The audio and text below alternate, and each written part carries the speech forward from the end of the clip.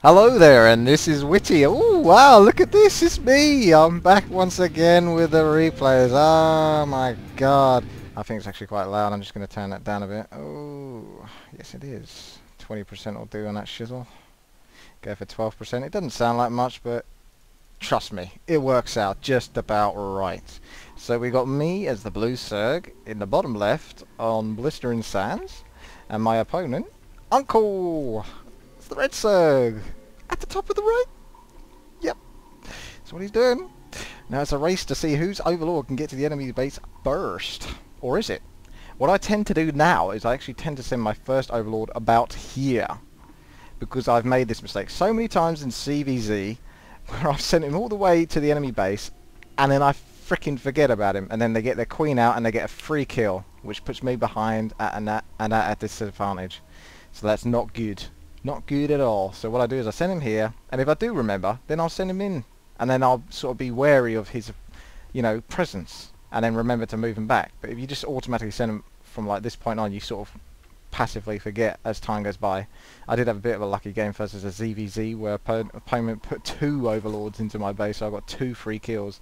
Gave me quite a distinct advantage, and obviously in a mirror match you want to get as much advantage as possible. So I've sent off a drone here. I tend to send drones off at like 8 to 9 food, just to sort of get an early scout, just to make sure early spawning pool isn't going on or anything. Just sneak around here. I'm just causing him trouble. I'm already putting him at a disadvantage here, basically, by making him move his little drones off the minerals.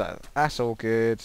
Nothing particularly going on. I'm deliberately waiting about 30 seconds, 20-30 seconds before putting my own spawn pool down. Oh, I'm going to get away with that. Or am I? He sneaks in as a nice move by him. I think he did that deliberately. That's what I would have done. But I was aware of this because that is what I would have done, so I know how to handle that.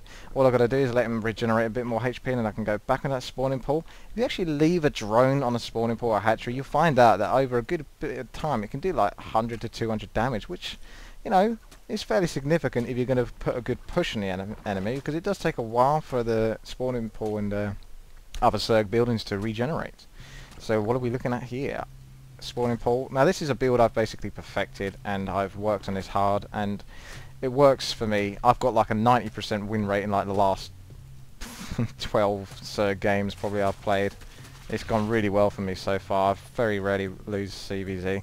So obviously he's going to get his Zerglings out. I knew that he was getting mass Zerglings because obviously I saw 3 eggs, 3 larvae turn into eggs as soon as that spawning pool went up, so that's a big sign that he's spamming at the Zerglings rather than drones.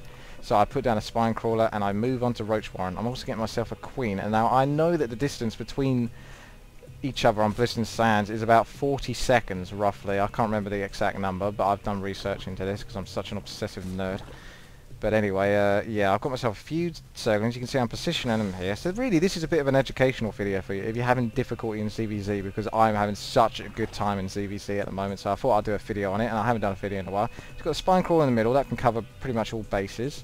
Don't need too many more spine crawlers, just a few Zerglings just to put him off attacking. The question is, does he want to bring in more Zerglings? No, he's going to switch to roaches himself like I want to do. Except I've only got myself 4 Zerglings, he's got himself 6. So I'm already at an advantage there because I've got 1 more drone than him. Or I should do anyway. I've got 3 more drones now if we look at that. So basically what you want to do is you want to keep scouts. Like with CVZ you can leave your overlords all over the place, to be quite frank, as long as they're not too close to their main or a hatchery that they have, because obviously a queen is going to be nearby it.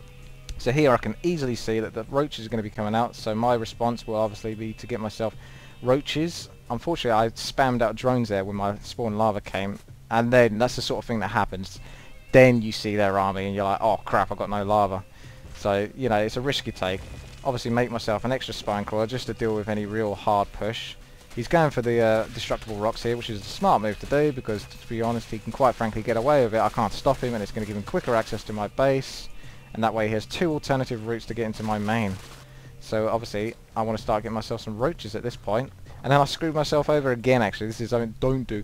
Keep an eye on your supply. My god, I always fall for that, especially as a Terran player. Well, I'm not a Terran player, but when I play Terran I bloody lose track. He's also got himself an expansion, by the way, and I'm not. I'm going to go hardcore on 1 main base and try and get mass roaches in the long run. He's pulling back here because he knows he can't get away with this. He's destroyed the destructibles, but I don't think he's confident enough to go for the attack, especially not with another spine crawler coming and just a few units to defend. That's why I've gone mostly for drones. I could have started to spam out roaches at this point, but I didn't want to because I want to push my luck as much as possible. The more drones you can get, look at this, I'm way ahead of him on drones. 24 drones, 17 drones. You've got to read the map, you've got to read your opponent. That's the key to Zerg, basically. I mean, the longer you can put off making any sort of units that, you know, like army units that ain't going to contribute to your economy, the better. Because that's the difference between, like, Protoss, Terran and Zerg. Zerg have to eat up their own sort of units to build, you know, well, you can't really choose. It's either economy or, you know, or DPS damage, however you want to put it, you know, an army.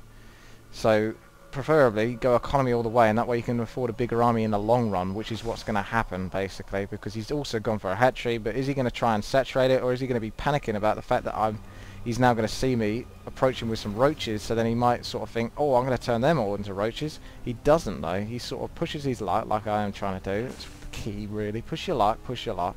See how many drones you can get away with before absolutely having to make roaches and Zergans. It comes with a lot of practice because it's all to do with basically reading the map. If he sends an army here, I know I've got a good 30 to 35 seconds before I need to respond with units, or I need units to spawn out, so roaches to come out to fend that army off. It's as simple as that really. So you've got to read the map, read your opponent, and like I say, I've had such a good time in CVC at the moment because it's going really well for me. Of course I get a phone call. Luckily my opponent is very well mannered, and it looks like an instant phone call, but that was actually quite a bit. That was like a minute long, unfortunately for him. So obviously it's not very nice when that happens, but life happens obviously. So obviously we can see I've got a slightly bigger army here. 17 roaches versus these 12 roaches. I go for a queen kill here. He loses track, too much on macro, too much on spine crawlers, etc. I wondered if I could get that queen back, and I did. I was very fortunate for me. Obviously I don't have to go and walk into his spine crawlers because Blistering Sands is a brilliant map. I love it. I think also players should love it because it actually gives you an option, a second option to get into your enemy's base, rather than that one choke that they can easily wall in with like a cellar or, you know, supply depot and barracks. And Zerg obviously had the big problem with always having big wide open areas that they can't really block very easily. But this is so nice. Obviously spine crawlers take like 12 seconds to go down now instead of 6, so I can kill that very nicely and quickly. I've got a much bigger army than him, but I'm not absolutely certain looking at this. I'm pretty sure, I'm looking at it, obviously it looks like a bit of a spam, but I'm going to take the hit, I'm going to go for it, you know. I'm looking at that, I'm thinking it's pretty even. He could have units coming out any second, but I know I've got more on the way, and I'm spamming them out like mad. My hatchery has only just gone up, but that's going to be used for roaches as well. I'm not really focusing, because I went for so many drones early in the game, I knew that I could afford, once I got my second hatchery, to keep spamming out roaches. That's the key. The more drones you can get, because obviously we're about even on drones now, but I've got 21 roaches and he's got 0. Because I pushed my luck as long as I could getting drones there. That's the key, because you've got to give yourself as much of an advantage as possible.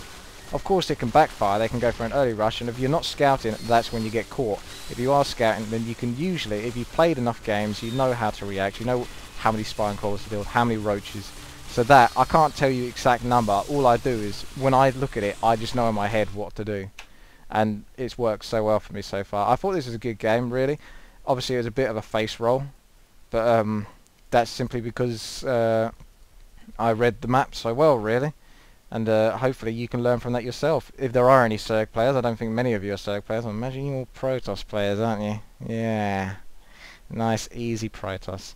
No, actually, I think Terran are easier than Protoss. Not necessarily to play, but just easier and easier overall. Once you get used to them, they're so... Anyway, I'm not going to get into that because that's all imbalance, cry. But anyway, obviously, go as many drones as you can. Push your luck as long as you can. Make sure you've got overlords. It's easy to do in CVC because you can't get much anti-air, so you can have overlords all over the map, really, if you like, as long as you've got an eye on where their queens are. That way you won't lose any overlords, and that way you can see from miles away when they're going to actually be sending units, and then you just simply build your units yourself. So really you want to play defensively as possible until you can then transition that into a full-out offensive with mass roaches or whatever. So yeah, thank you very much for watching. This has been WTii. Please subscribe, rate and comment. Bye bye.